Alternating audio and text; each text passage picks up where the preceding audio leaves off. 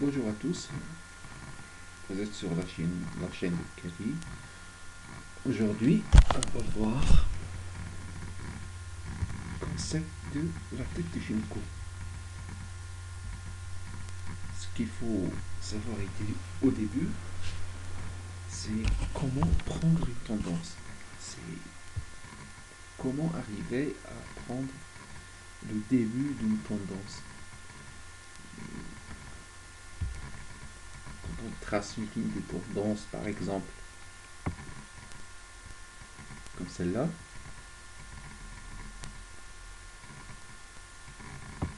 quand est-ce qu'on peut dire que cette ligne de tendance est cassée? Il y en a qui vont mettre une ligne de tendance comme celle-là.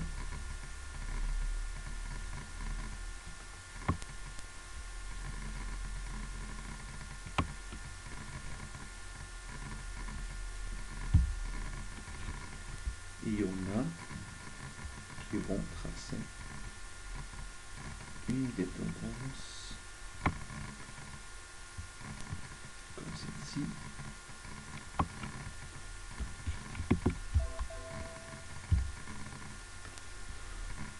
Alors, on ne va pas s'amuser à tracer à chaque fois une ligne de tendance. Il y a bien entendu certainement l'une de ces lignes qui, à sa cassure, on dira que la tendance s'est inversée.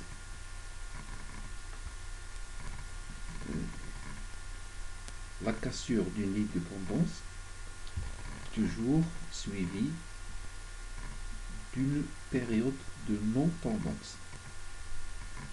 Par exemple ici, on a la cassure ici, mais rien n'était sûr. Cassure, plusieurs bougies ont clôturé au-dessus de la ligne de tendance, mais toujours la paire est restée dans une zone de range. Alors, le problème, c'est quand est-ce acheter parce que la tendance est inversée. C'est là que intervient la tête de Shinko, et c'est là qu'on peut voir que ce problème peut être résolu facilement en utilisant les Shimoku. La zone qu'on avait de non-tendance, voilà, on va la tracer.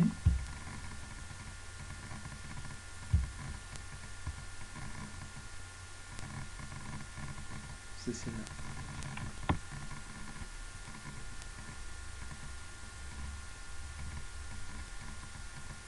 On va faire à peu près c'est ça.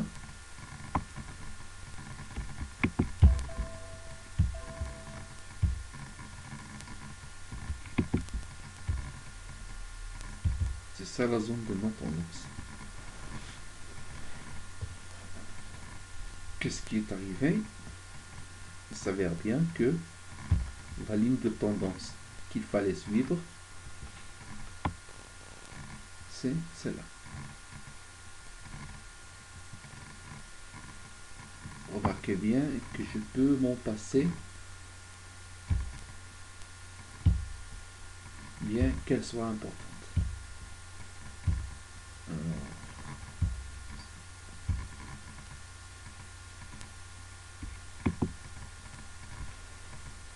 voilà. Avec les Shimoku, on remarque bien que le début de la tendance baissière a commencé ici, quand le Teikan est sorti du nuage, du Konospan. Tenkan, c'est la ligne rouge ici. Le Shinko aussi. Donc là, ça a commencé à baisser. Du moment que Kijun, Tenkan-sen se sont croisés à la hausse, le nuage a grossi, Ça veut dire que cette tendance n'est plus comme elle était et qu'elle a commencé à faiblir. Quand est-ce qu'on dit que la ligne tendance est cassée? C'est lorsque le Shinko la casse. On remarquera bien que le Shinko l'a cassé au même endroit que le nuage. Donc ça veut dire que si j'enlève cette ligne, ça ne va rien changer. Bon, après cette tendance très baissière, il vient ce moment où le nuage commence à grossir. Donc là, je commence à me dire que la tendance n'est plus comme elle était, donc je dois faire attention. Jusqu'au moment où le nuage devient mince et plat, comme ceci. Pendant ce temps-là, le ronge est en train de s'établir. Bon, ce ronge, le haut et le bas de ce ronge, je l'appelle tête de Shinko. Alors, quand est-ce que j'ai ici la cassure de cette tête de Shinko? Je l'ai dans le sens inverse. Donc, ici, quand le Tenkan, le Kijun, ainsi que le Shinko sont sortis du côté opposé du nuage. Donc, il s'en est suivi un mouvement aussi très fort.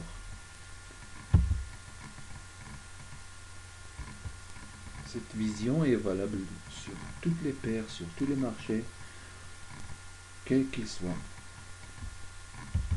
Ils marchent de cette façon.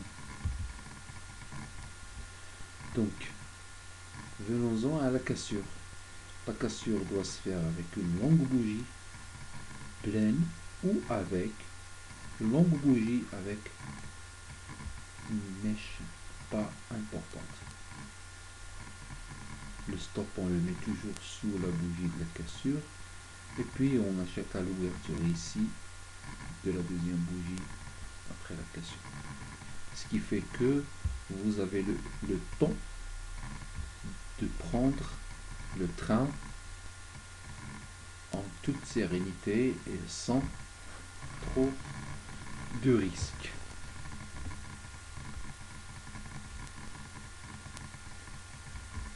Il y en a qui prendront ici l'achat, mais ça reste une aventure parce que ici les cours peuvent retourner. Donc là, et remarquez que le Tenkan était sous le Kumospan. Ça veut dire que la hausse n'est pas encore validée.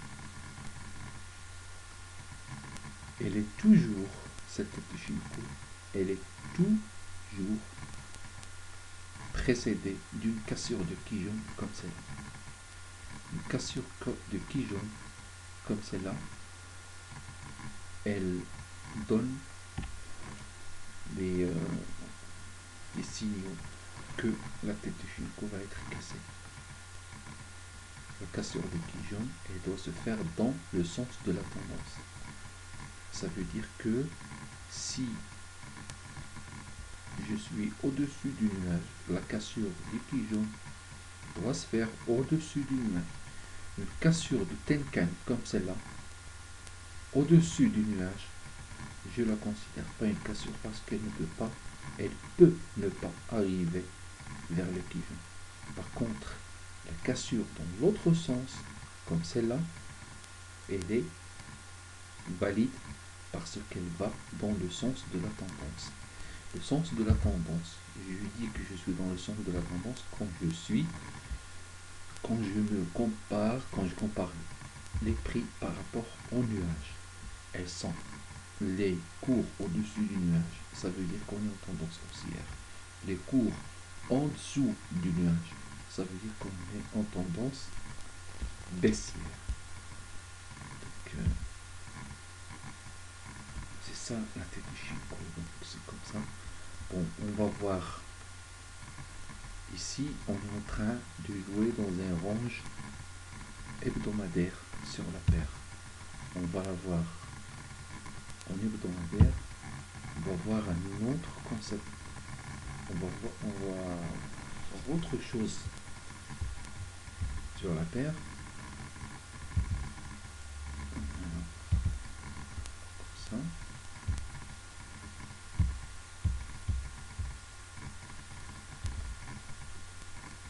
Si je suis le même raisonnement, la ligne de tendance principale, c'est cela.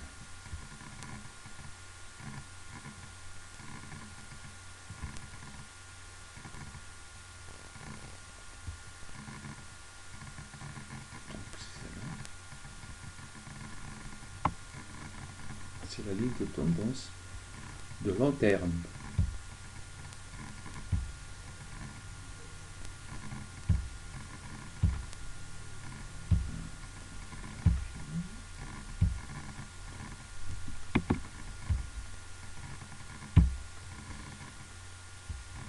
Ici, j'ai une ligne de tendance très forte qui a été cassée. Alors, quand est-ce que je dois vendre? C'est là où réside le problème. Et c'est là que l'Ishimoku, avec sa tête de Shinko, vient résoudre ce problème. Me dira-t-on, après 3 clôtures, je vends? C'est pas possible. La preuve est là. Après 10 clôtures, non plus. Après 20 clôtures, non plus. Il faut attendre. Ici, j'ai une tête de Shinko bien travaillée par la paire.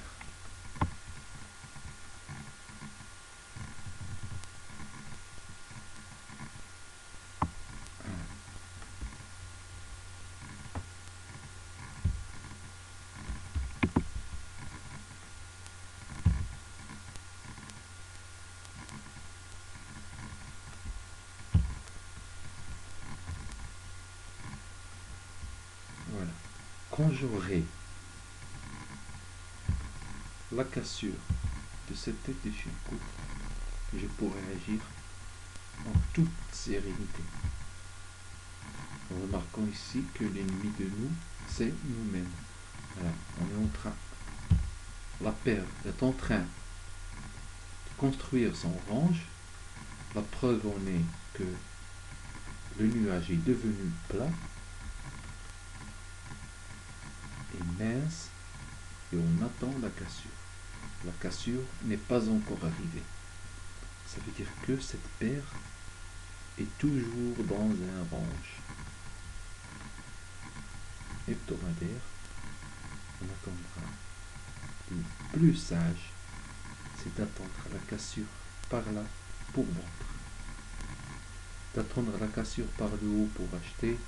Et vous savez que dans ces zones, il y a la Banque centrale néo-zélandaise qui ne tolère pas une hausse du dollar néo-zélandais encore plus haut. Donc on va attendre une vente par le bas après la cassure et on va vendre en toute sérénité. C'est un concept qui marche sur toutes les unités de temps. Il n'y a pas une unité de temps où il ne marche pas. Il n'y a pas un marché sur lequel il n'est pas applicable. C'est un concept universel. On a une cassure de tendance, on a une zone de non-tendance qui suit. Alors, c'est là que la majorité perd son argent. C'est dans cette période-là de non-tendance. Donc, avec la tête de Shinko, on peut éviter toutes ces pertes dues au trading dans la zone de non-tendance. se voit sur le haut. Il y en a partout. Le dollar.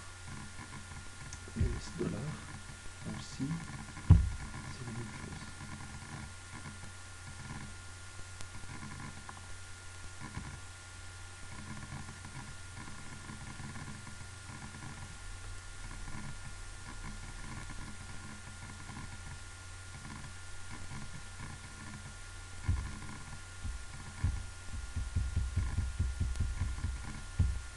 Voilà.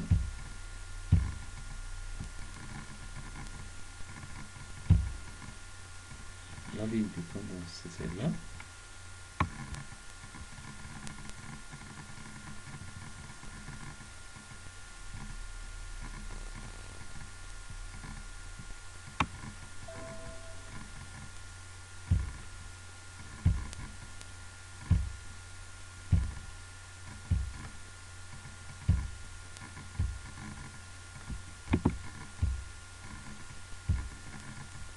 Voilà, si je regarde ici, sur les fixés de Jones USD Index, c'est le dollar index de FXM.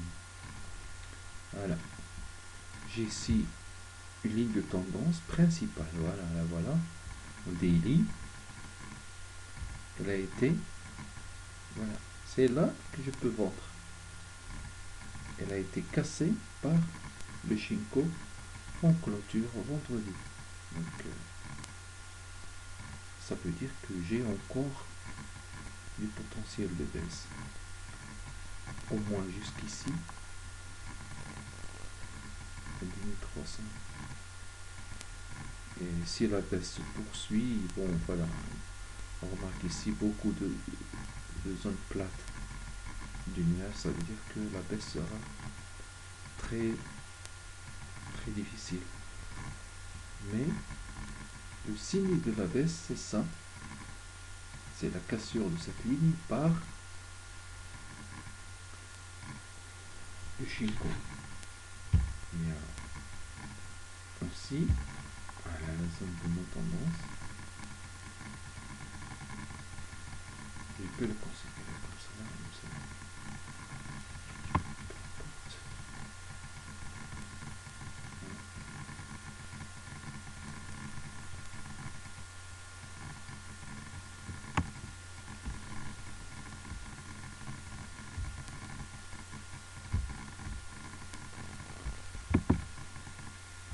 Voilà, on a eu une tendance, une zone de nos tendances, et puis la cassure de la tête du Shinko. Bon, la tête du Shinko, c'est ça, c'est sûr que c'est ça.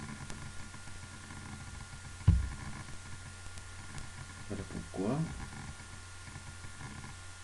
on a discuté avec Nicolas, ça, et je dis que c'est une, avec Robbie aussi, que c'est un support qui n'est pas, enfin c'est un support secondaire qui risque de casser. Voilà, parce qu'il y a des signaux, le nuage est baissier, on est sous le nuage. Bon, c'est pas de surachat, le Tenkan est très près du Kijun. Donc ça veut dire que l'US dollar devrait encore baisser. À 10300, c'est déjà trop gentil comme un objectif baissier. Ce sera tout pour cette vidéo et à bientôt sur une autre.